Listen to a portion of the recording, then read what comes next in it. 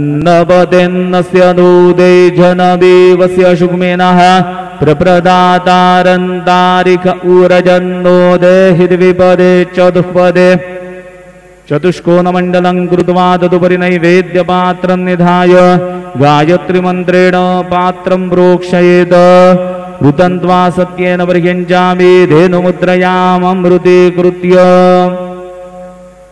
गरासमुद्रया ॐ प्राणाय स्वाहा ॐ अपानाय स्वाहा ॐ व्यानाय स्वाहा ॐ उदानाय स्वाहा ॐ समानाय स्वाहा ॐ ब्रह्मणे नमः।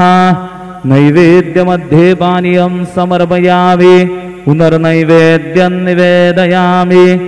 ॐ प्राणाय स्वाहा ॐ अपानाय स्वाहा ॐ व्यानाय स्वाहा ॐ उदानाय स्वाहा ॐ समानाय स्वाहा ॐ ब्रह्मणे नमः।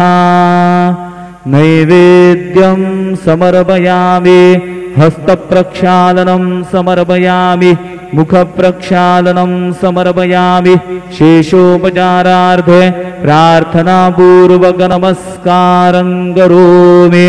श्री सच्चिदानंद सद्गुरु साईनाथ महाराज की जय।